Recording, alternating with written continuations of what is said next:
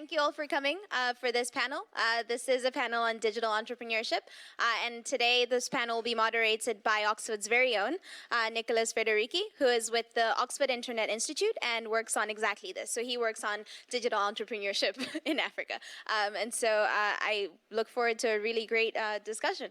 Thank you.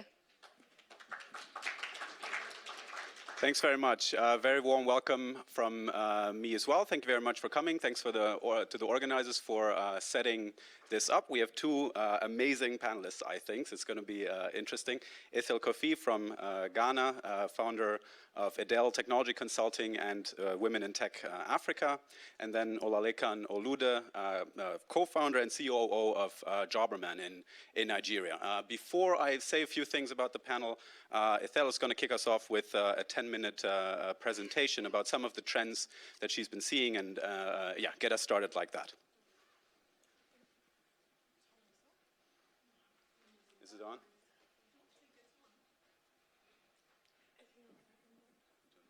Hello. Hi, everyone. Hi, everyone. I know, we're almost there. We'll all be finished soon.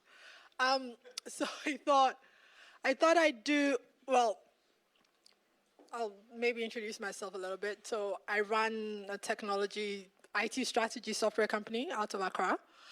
And I also founded, so my hobby that now has a life of its own, Women in Tech Africa, which is the largest women technology group on the continent. We're in about 30 countries globally now. We've had events from China to, so anyway. This is where we are. I would say I wanted to, so I have a thing. I have a little thing on my website that I let people download, which is Fight Club for African entrepreneurs. So I jigged it up a little for today, which is Fight Club for African digital entrepreneurs. All my content is usually geared towards African tech people. In order for me, and Nick sort of said what's happening in the space, but this is maybe my 5 lessons of what I've just running a business and going across Africa and the lessons that I have learned. So this is how far we've come. So in about 1998 to 2000s, telecom companies really thought, I mean, why would we invest heavily in Africa? Africans are poor. They're not going to be able to afford mobile phones. Then between 1998 and 2000, a number of things happened. So African governments realized that liberalizing their airwaves, they could sell it and make a lot of money. So they began to liberalize their airwaves. Nokia made cheap phones, and then the telcos realized that prepaid works in Africa. Those 3 things in a number of years took Africa from where we are to, for where we were, where there's a start there about sort of Safaricom thinking they were going to have something like 500,000 subscribers by 2013. This was early 1990s. They were thinking, oh, by 2013, we're going to have something like 500,000. And now looking at the numbers that they have, that's not showing very well. And they announced, I know, something like 19 million. That was at that time. So just look at just that journey. I always use this as an example of when people say, well, Africans are poor, or Africa is not, tech, Africa, well, really? This is always an example. I always say, yeah, poor Africans couldn't afford mobile phones. We're a mobile-first, mobile-only continent at the moment. Right. Here's my maybe only controversial thing. Stop listening to Silicon Valley. For those of you that want to come home and build tech companies,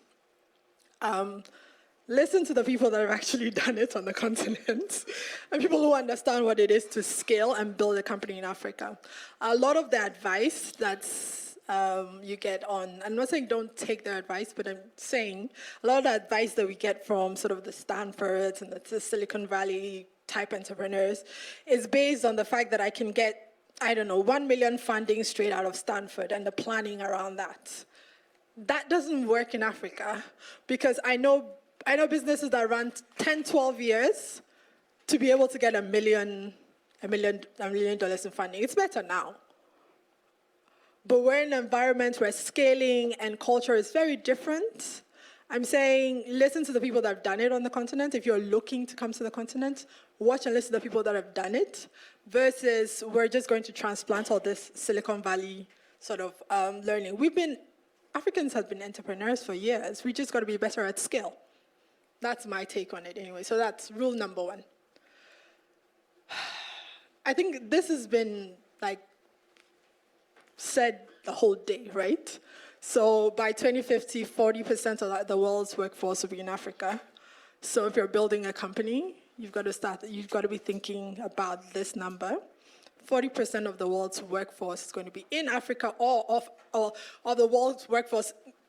Yesterday someone said they might be moving out of Africa, but 40% of the world's workforce either will be in Africa or will be of African descent. It's a huge challenge and opportunity. So rule number 2, if you're building anything, you've got to look at these numbers and think about these numbers. Everyone likes to sell to us. So I do IT strategy and I build software out of Africa.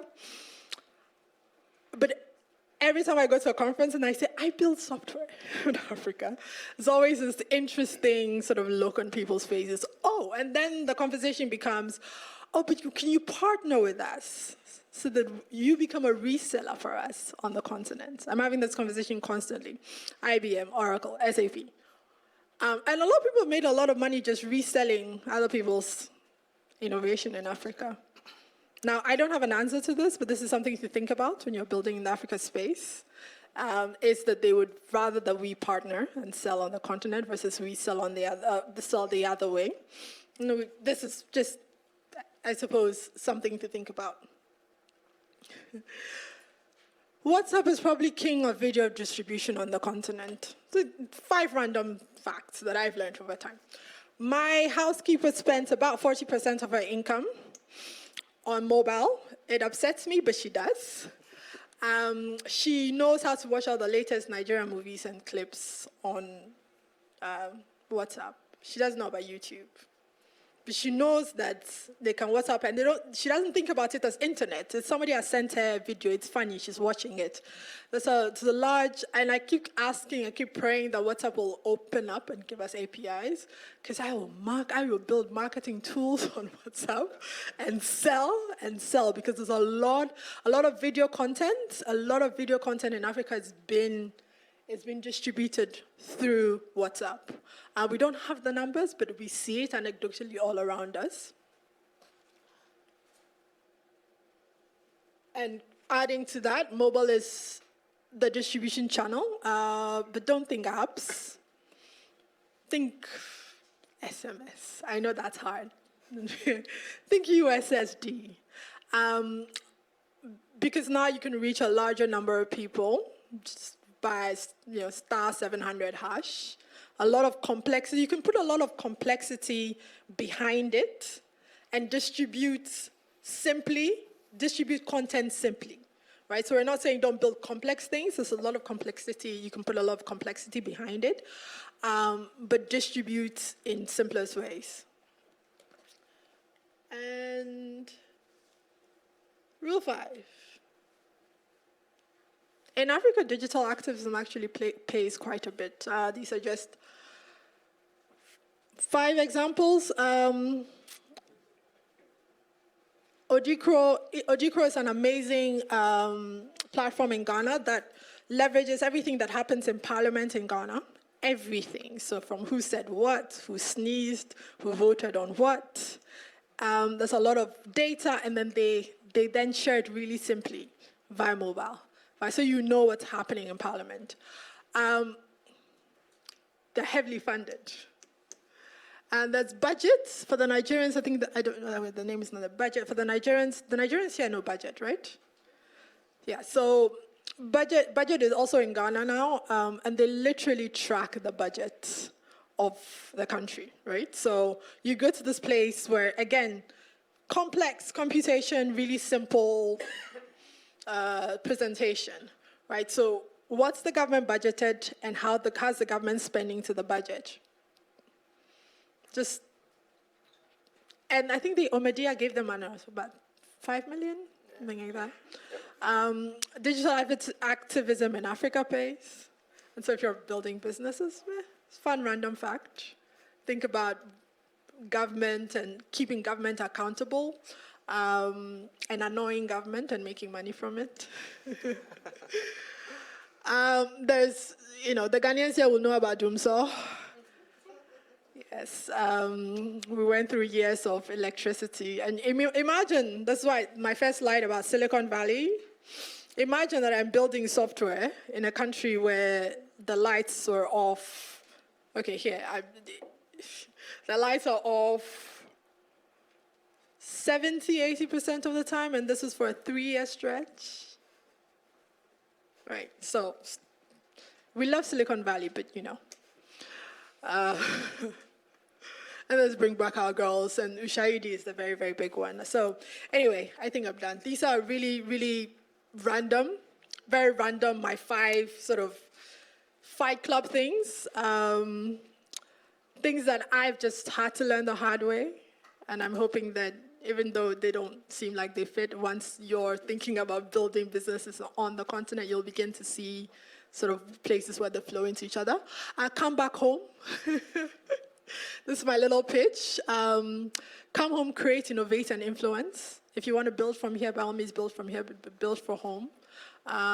So those of you that want to build companies home, you're welcome. I'm always, once a month or so, I'm having a conversation with somebody that wants to come home and wants advice. And then after you come, I mute you on Facebook for like 3 years because they'll complain. We love you, we'll complain in the light and the people. It's okay, you'll manage. And you'll build wonderful, amazing things out of Africa. So, thank you guys. Okay. I hope these work now. Yeah, they do. Just put that to the side. Maybe in the middle. I think that's how they're set up. Do you want to be in the middle? The mics are set up that way. Okay. Yeah. Sorry. Okay. Sorry about that. Okay, now we're set up. The mics seem to be working. As mentioned, my name is Nicholas. I'm at the Oxford Internet Institute, and I do research on digital entrepreneurship there. And one thing that we're clearly seeing is that that's now a continent-wide phenomenon. In every city you will have a few. In every major city, at least, you will have a few success stories of digital enterprises. You will have one of these innovation hubs, these innovation hub organizations. But maybe more importantly, digital entrepreneurship also fits into this conference's theme of breaking the frame. The aspiration that stakeholders across Africa and beyond have nurtured is that digital entrepreneurship can aid the continent's structural economic transformation throughout the century. So that's the aspiration. The idea is that digital technologies open up new pathways for value and wealth creation, and they offer ways to counter or actually leverage some of the trends that we're seeing that Ethel has highlighted, such as the adoption of mobile phones and the demographic shifts.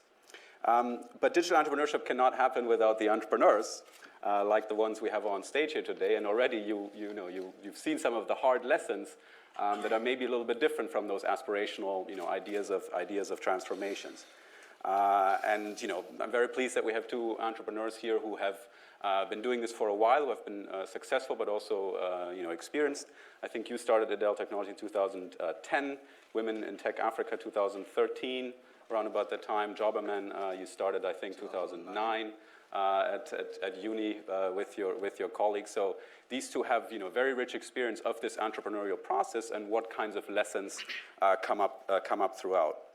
I think we have about 45 minutes left, maybe 40. And since we only have 2 panelists here, we're going to open up for Q&A somewhere in the middle for 5 minutes, and then go back to panel and then go to Q&A again. So if you have questions, you don't have to wait for too long. Also, I want to mention to you, I want to make this conversation because we're only 3 people, so feel free to interrupt and bring up topics that I don't, didn't mention, and add things so that we have this lively and active. Given that we just heard from you, I want to start with Lekan, if that's all right. So maybe you can also give us a little bit of context about your entrepreneurial journey. Kind of maybe start with the founding moments at uni, and then I know it's a long journey, but maybe you can summarize it for us, how the growth has happened and where you are today. And maybe, in addition to that, give us one lesson that was really, important for you and that maybe you didn't think of in the beginning, like a nugget of knowledge that you had no idea about, 10 years ago or 8 years ago, and now you find very essential, just to kick us off. Thank you, Nicholas. Good afternoon, everyone.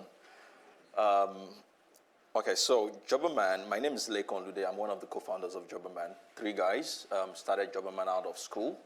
The 3 of us attended a school called Obafemi Awolowo University in Nigeria. I guess everybody knows Lagos and Abuja, so I'll probably just stick it to Nigeria. So there was an industrial strike. The lecturers down their tools, weren't willing to lecture us, to teach us.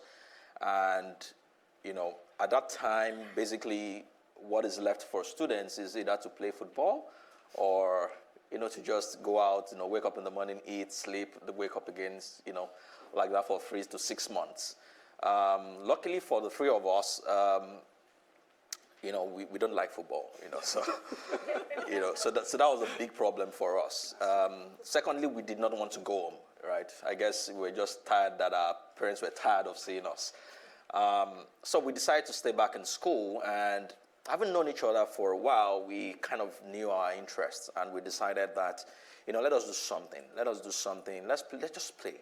I studied computer engineering. I don't know how to code. My other 2 partners, one of them studied computer engineering, and the third one was a medical doctor, emphasis on was. So we felt we should, just try out something, and we said, okay, let us come up with a website. But again, what?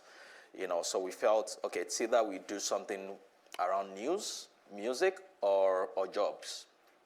Why? That year, we had a lot of traffic along music because one of the, renowned musicians, had an accident and died. His name was Dagreen. So at that time, there was a lot of buzz around music. For news, Nigeria is always a hotspot when it comes to politics, so everybody's always looking out for news. For jobs, every year, there's always that NNPC recruitment or mobile recruitment and whatnot. We decided to stick to jobs because, one, we felt that, it had, more impact than the remaining 2. You put someone in a job and it impacts on the person's family, can send his children to school and whatnot. And that was how we started. We started by scraping jobs on the website. The software we used, I always mention it anywhere I go to, Jobberbase, was, and I guess it's still free. I'm not sure it's still alive. So downloaded it, kind of reshaped it to, to what we wanted, and we took it live. Scraped some jobs, and we realized that there were quite some traffic from Lagos, and we felt it was something that we needed to do. And that was how we started. 10 months down the line, we were done with school. Guy, do you want to go to Lagos and continue the stuff that is not making any cover? Or you want to just pursue other things that at that time I'd been working with Goldman for a while as an analyst, intern. My other partner was already designing websites and collecting, and now I would say it's around $1,000. At that time, it was around $2,000 per website. So we had other things doing, and, we decided that we're going to just focus the next 2 years, on this thing and see whether it was going to work. And I had to tell Goldman that, I needed like a year extra to think about whether I wanted to come work. And we moved to Lagos. Yes, within the time and now, a lot of things happened in Lagos. We had to, the public transportation in Africa, of course, is not like this side of town. There were times when we had to, kind of lap ourselves, because we have run out of cash. It got to a point we really needed to focus because we felt we were doing too many things, and it was impacting on Jobberman as a business. So we had to stop. My partner had to stop web design. I had skills in network engineering, and I was doing some jobs on the side. I had to stop that. So we ran out of cash, and we're spending 100 naira, 200 naira every day trying to survive. And we had the big bang. I guess I'll talk about that later. But 2009 to we're in 2017 now, right? 2017, Jobberman in 2 countries, Nigeria and Ghana. By extension, I've also invested in Brighter Monday for those that are in Kenya, for the Kenyans, Ugandans, and Tanzanians. And we cumulatively have about 10 million candidates on the platform. In Nigeria, we have about 55,000 employers using us, with about 5 to 10,000, between 5 and 10,000 using us on a monthly basis, depending on the time of the year. And Jobberman has grown to be the biggest job website, recruitment website. I was explaining to her that we're now going through the whole value chain of now we've set up a full-fledged recruitment and consulting company to cut across Africa, the African Talent Company, by leveraging on all the assets we have in all these African countries. We've also recently bought into some job websites in Senegal and in Angola. I want to ask both of you about this process of getting started, because you've done this for a while, and there were these challenges. You mentioned a few. You mentioned a few now. But I think these days it's a bit of a different landscape where this entrepreneurship is romanticized, and where a lot of people are starting that maybe shouldn't be starting, or don't know what they're doing and need to do go through some of these learnings as well. What is your stance on this? Just believe hard and then persist, or some people maybe not. And how do you hedge the bets, and how do you know when to stop, and how to go on, and maybe if you shouldn't be doing it, as if you're a certain person, a certain character. Right. I have a blog article on my blog that says, "Say no to entrepreneur porn," because yes, when entrepreneurship is sold as a lot of ways as the path to financial stability. You can work in a role and figure out your finances and be financially stable and do the number of holidays you need to do a year.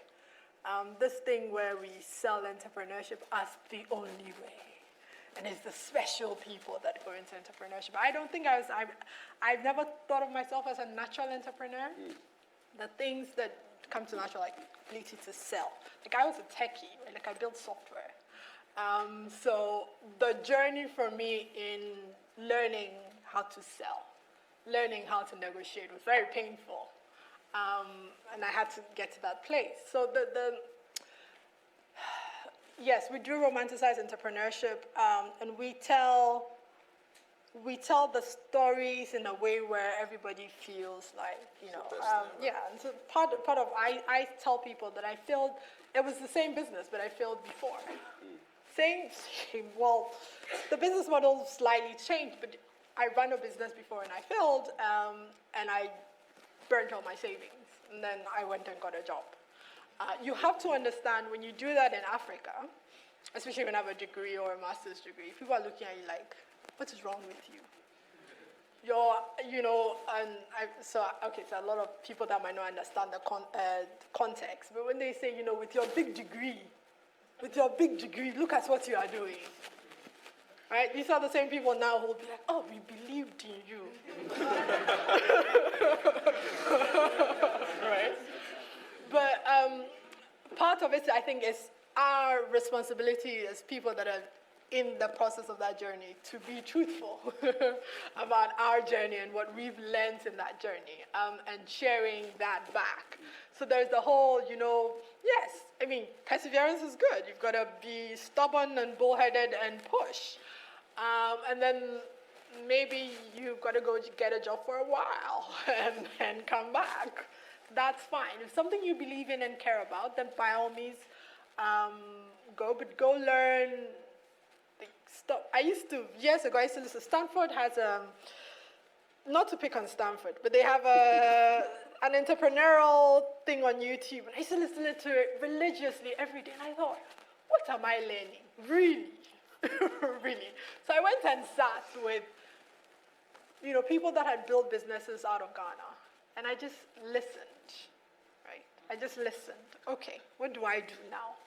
How do I make a sale? How do I I want to work, these are the 20 companies I want to work with. How do I get in there? Can you help me get in there? Right? That's how I figured all this paper thing and all the thinking and all the, just, So anyway, long story short, you must understand that there is a sacrifice to be made if you want to take the entrepreneurial journey. You've got to figure out that sacrifice is for you. And then, you start the journey. Yeah. I guess if I knew what I know now, I probably wouldn't have been an entrepreneur. I would say the ignorance made me an entrepreneur. But ignorance is bliss then? Yeah. Okay, so I think I should put, so it's not like being an entrepreneur is a course, but it's also good to know the things that you're going into, so that when it moves against you, you really know beforehand that yes, I was told that this might happen, right? Of course, my father told me that I shouldn't do it. My sister told me she had a dream. And God told her that I shouldn't do it. It's very tough. It's, when they say tears and blood and all those things, it's a lonely road. It gets to a point where you tell yourself, should I just drop this stuff and just go find a job? But more importantly, you've lost a lot of money. And you're asking yourself, should I just persevere and just continue? So that, because you've gotten money from a lot of probably investors, family, friends. What do you tell them? In Nigeria, they say you've burnt your cable. What it means is, you've actually lost your integrity, and depending on the industry that you started your entrepreneurial journey from. For some of them, it's already in the badness. For internet, for example, in 2009, Nigeria had that issue of Yahoo Yahoo, and for every internet business, it was a scam, and someone was asking me, what does Jobberman, how did Jobberman come about? I think you asked me the other time too. The fact is, yes, it sounds like a very good name, but it also has its own negative connotation. In Nigeria, when you're saying you job someone, it means you've scammed someone, right? Thank God that, maybe in the history of Jobberman, maybe like 2 or 3 people have actually brought it up. But the key thing about entrepreneurship is that it sets you thinking. If after a while you look at it and you say, really, this thing is not as tough.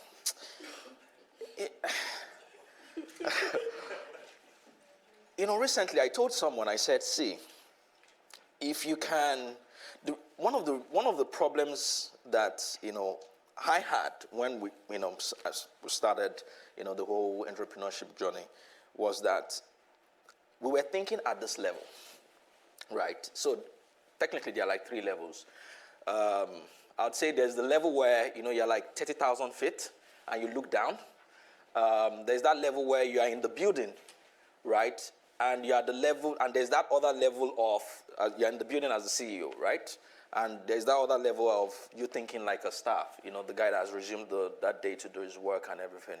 The moment you start thinking even at the CEO level, right, you get worked up, there's a lot of problems, it looks like, you can't solve anything, you're in deep shit, and, you just can't move on, right? It takes a lot to be at this level and at this level. As the level of the CEO, you have to do that. And at the level of that 30,000 feet, where you have to look at the whole problem and say, how do I position? So you're thinking about so many things. You're thinking about how to make money.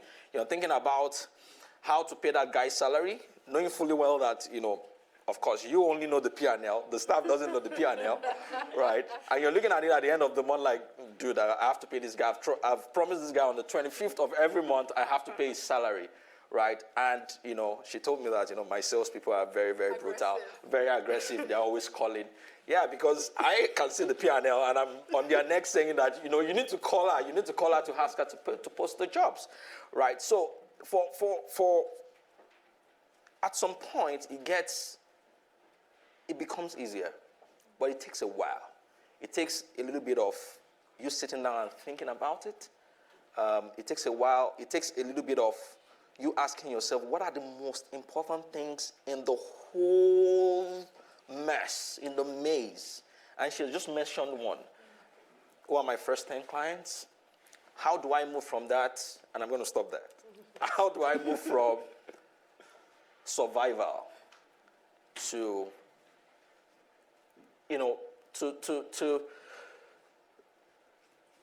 from survival to thinking about how to grow this business. Once you're still at that level of survival, then there's a big problem. You're just going to be running the rat race. And you asked me, finally, that what is that thing that a lot of people do not know? I think in Africa, the word free kind of messed up a lot of businesses, most especially from the digital perspective.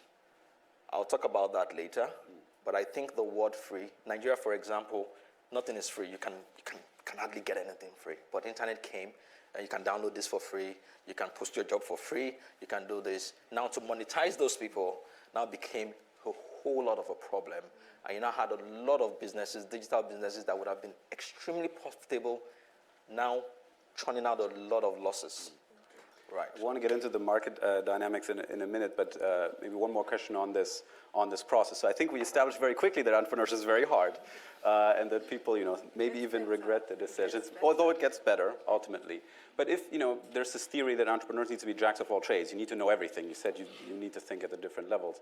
If it's so hard, and if that's the case, how do you learn then, especially in environments like these African ecosystems, where at least when you started out, there weren't many mentors, there wasn't a lot of information to go by. How do you learn and improve then as a digital entrepreneur? Yeah. And I'm thinking now. I figured so I always say this thing, I'll take my lessons wherever I get them.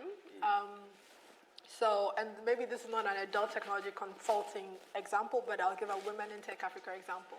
So how is Women in Tech Africa across 30 African countries? There's a church called Lighthouse Chapel International. And they are everywhere. So they have a program where people that are in the church are trained and they become shepherds. And very soon, like literally anybody in the church can go start a branch. And I watched that. And I learned that from Women in Tech Africa. And people think that's odd. So I actually spent time just looking at that and investigating. It's like, how is there a Lighthouse Church in every corner? Like, how are they everywhere? And then I recognized they just had this really strong program in-house, and they got people ready to be shepherds or whatever it is. And you could go anywhere and start a branch, right? So Women in Tech, I wanted to have a huge influence on women leadership and technology in Africa. I'm in Ghana with 70 women. How do I take that from where I am? And so I'll take my lessons wherever I get them. Honestly, from a book, from somebody speaking, to, uncle, please, let me ask you a question. No, I tell people I'm not above that at all, because in Africa, there's so many people that have built amazing multi-million-dollar businesses, but they're like hidden in places. And sometimes I would go for a sales call, and it's a group of companies. They're in the media space, and they've got maybe 6 or 7 businesses in media vertical. And I'm asking about their numbers. I'm like, oh my God. Right, so like, I was talking to a COO, and I said, he's the one that runs, the founder is the 70-year-old man. I was like, I'd love 10 minutes of his time. Just want to sit and, I'll be the niece, whatever, like, oh, uncle, And in Africa, the context allows you to, go sit 10 minutes. I'll take my lessons wherever. So for me, it's really been looking at the people in the spaces, and if it's 10 minutes of their time, it's 15 minutes of their time, I'll take that. I will learn whatever I need to learn from, how to go to market, whatever I'll take, because I'm a techie and I like building software. Yeah. And essentially, so everything else from marketing and sales, everything else to run a business, I needed to go learn from somewhere. So I did a lot from just ask questions and watching people. I read quite a bit. But not the Silicon Valley stuff. No. A lot of the African stories are not written. A lot of the African entrepreneurial stories, they're not written, they're not in books. And so you have to get it from watching and speaking and learning. Yeah. Before we go into market dynamics and the more macro things, I want to open up just for one or two questions about this entrepreneurial process. There's one right there. You were very quick. I'm not sure. There's a mic in the back.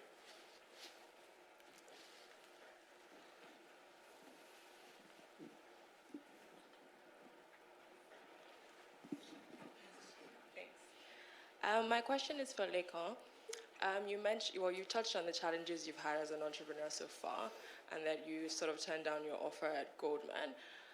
Was it all really worth it? Like, do you feel that? No, I mean, from an aspiring entrepreneur, I'm just curious to know, like, do you miss the stability of a 9-to-5, or do you get more fulfillment from running a viable business that you're passionate about? Once in a while, you're like, oh, shit, I should have taken that job. Right. Do I miss the stability of a 9-to-5? I'd say no. Do I get a lot of fulfillment from the passion? I'd say from the passion of running a business, I'd say hell yes. You know that feeling when you wake up in the morning? Number one, you couldn't sleep well because you had tons of problems you needed to solve. Now you're in the shower, and bam, there was that solution. And you're racing to the office, and because you know that, you really don't have all those, the bureaucratic stuff. You're the boss, you're the guy that will make the decision either ways, and, you make this decision, you make that decision, you kind of tune the strategy a little bit, and bam, you're getting results. And you're going back home, and you get home and you share with your wife. Oh, that thing I talked about this morning.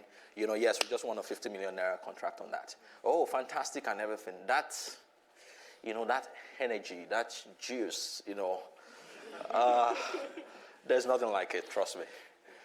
So once in a while when everything is haywire, you're like, shit. If I were just at my cubicle somewhere, I'll probably be earning some thousands of pounds or something. I was in the London office, and I'll probably be fine. But yeah, I think the entrepreneurship bit is more fulfilling, I'd say. Sounds more fun than getting a paper accepted in some journal. That's for sure. Maybe one quick one, yeah. Thank you very much. My name is Chika from Nigeria. So the thing is this, when I come to conferences like this and listen to enlightened people like you from Obama University and so like that. So the thing is, I hear phrases like, you guys should always come back home, and it has necessitated a lot of Africans going back home to set up businesses, and quite a few startups are booming. We have Silicon Africa and all that. No one is working for the other person. They are not bringing collective ideas or together. Everybody wants to set up something. And the keynote speaker from last year of this very same conference said something that I still kept to. He said that startups don't develop the economy. Big banks, big companies develop the economy. How do we scale these startups to become big businesses? Because we're having a whole bunch of startups out there, and a lot of them are fantastic, don't get me wrong, but how do they actually become businesses that could hire 20,000, 200,000 people and actually develop our economy? Thank you. Can I add to that? And, it's already difficult enough, but I saw recently, I don't know how I came across this, as the big five, what is it, Microsoft, Google, Facebook, Amazon, and I'm missing one, their valuation combined is the equivalent of the GDP of the entire continent of Africa. So, I think the success stories that we're seeing are very impressive and they're very intriguing, but we rarely ever see businesses that scale very large. I mean, Jobberman is a very big company for African standards, but even there, scaling across Nigerian borders is difficult, and building these multi-billion-dollar businesses is very hard. I know it's a very tough question, but is this happening, or is digital entrepreneurship going to be one sector out of many, and banks and healthcare and other sectors and agriculture actually going to be what's carrying the African economies? Sorry.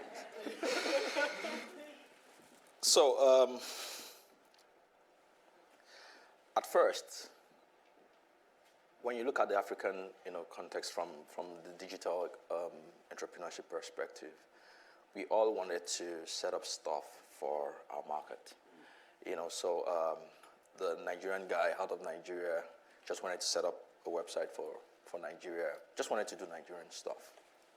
And after a while, come to think of it, the only company that has been able to, in the digital space, be able to hit 1B has been Jumia, right? AIG, African Internet Group.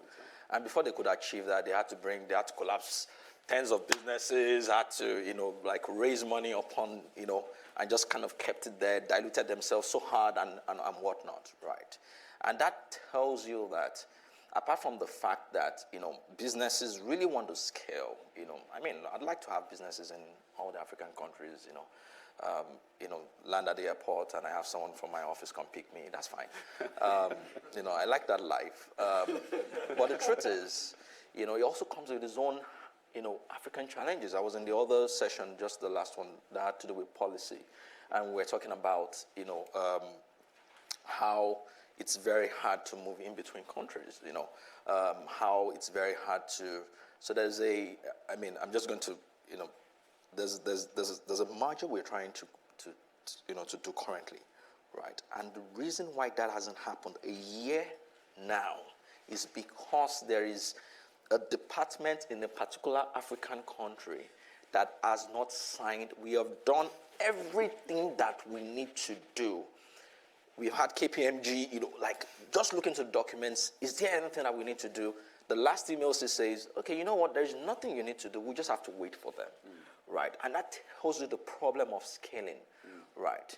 And on the back of that, I would ask myself this question, okay, is it better for me to actually just sit in Nigeria and just look at the market and just extract $20 million from it than actually scale across,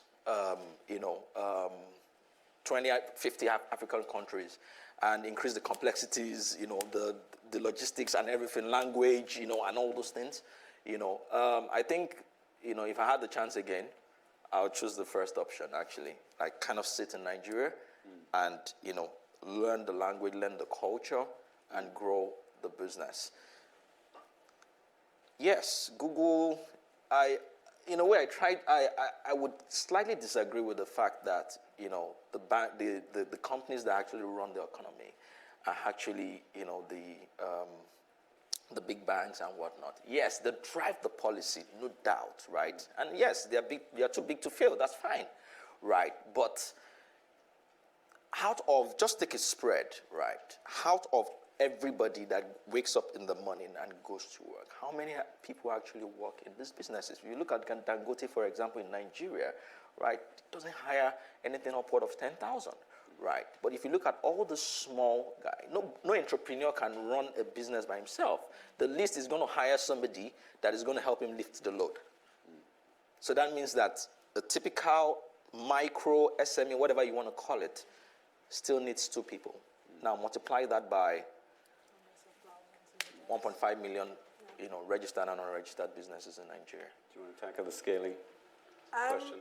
Yes, I think in my first slide, the one I was talking about Silicon Valley, the quote underneath was this word: Africans have been entrepreneurs for years, we just need to get better at scaling. I'm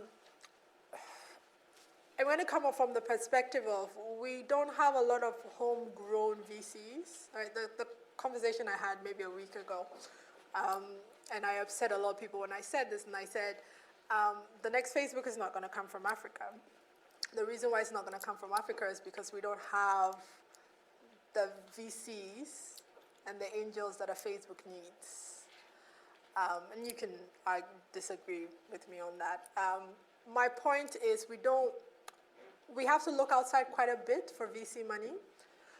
There are not enough homegrown angels, right? There are homegrown angels. They just they don't understand the digital space enough to begin to put money into it, right?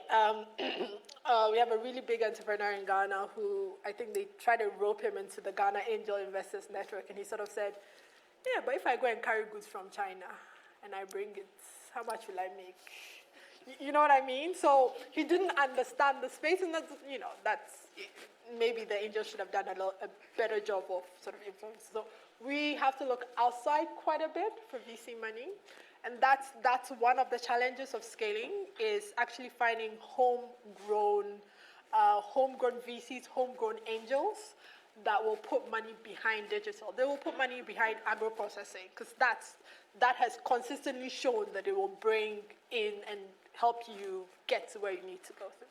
So I think also as digital entrepreneurs, we need to prove ourselves. We need to prove that that we're worth the investment. And it's a bit, that we're worth it, because there are not enough exits for people to see. Exactly. To see that, oh, this person put a couple of millions and this is what they got back. So there's for me in that space, the skill conversation really is about homegrown investments, not always looking outside, and growing. Maybe our generation, when we're investing more, and the better we get at making money, and the more we invest, we'll bring a lot of people along with us. But that's, I think, one of the issues here. That's something that we do actively. There's a Africa Angels Network that's doing a good job, but we need more.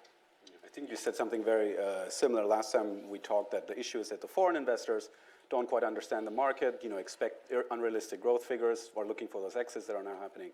Local investors often don't see the potential in digital, don't understand it, have much safer bet. So the answer is then just wait. Is it just time? Is it just until those couple of exits happen, or until you build those local angels and investors that are interested in tech and savvy in it? Is it just time? We just need to wait till those things happen. I don't know. I think time will be a factor. I am not seeing a set. I'm looking to see what set of circumstances would bring that spark. I've been saying this the last couple of days. There are a lot of lessons. I've spoken a number of things this week. A lot of lessons from insurance for digital tech. So I asked the question, why would government legislate that we give our money, we bought our car, right? Forgive my sort of Ghanaianness in this, but you bought your car, but the government legislates that you pay money, and you can intellectualize it, but the government really legislates that you pay money to a private company, right? Now, I've been looking at insurance and investigating insurance and thinking, are there lessons in how they've essentially created a strong lobby where we get to pay them all the time? And there are lessons there that we can transfer to ecosystems, the tech ecosystem in Africa, right? There are African governments that are buying SAP, Oracle, IBM, that infuriates me on some level, right? There's no transfer of knowledge. So if you're looking, you're integrating government services, and we go and bring Oracle. No, I worked with Oracle partners, but Oracle doesn't have developers, innovators on the ground. They have salespeople on the ground. There is no exchange of where there's no learning there. They come, it's bulky software that doesn't even work for our environment, and they go, right? So are there things there that our governments can help us grow, right? Our sort of services can help us grow, because I suppose one of our biggest people that we can sell to is essentially our governments. There's a lot of our services that need to be digitized, need to be built. And I think maybe that's where, and I've been really thinking about it, just a thinking process, and in my mind, if we can learn the lessons that insurance used to get to where we are, maybe we can apply to tech ecosystems across Africa, and begin to provide more leverage, and maybe that will help us. And I think, let me just quickly chip in something. And I think this is an advice, you might disagree with me though. I think this is an advice for anybody that wants to set up a business in Africa. Number one, the valuation you get if your business is registered in Africa would be lower than the valuation you'd get if your business is registered in the US or in the UK, right? And of course, that eventually tells on how fast you get to 1B and how fast you become a big business. We've learned from that. So if you want to set up a new business, you want to set up a business in a digital business now, to solve an African problem, please register it in the US, right?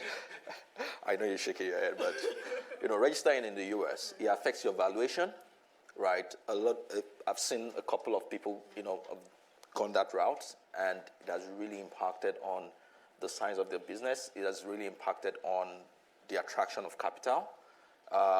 Yes, everything happens in Nigeria, everything happens in Africa, the tech guys, and but the legality is on the other side of town. And I think that would be a huge advantage for your business. We haven't even scratched the surface, but I have so many more questions, but I wanted to open up for your questions to give you at least a few more minutes. About the markets, about the finance questions that we discussed. Any more questions from you? There's one in the back.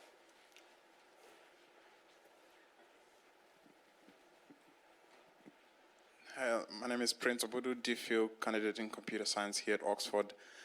My question is concerned with an observation I've made, and I stand corrected, is that in Africa, what we're lacking is not the money.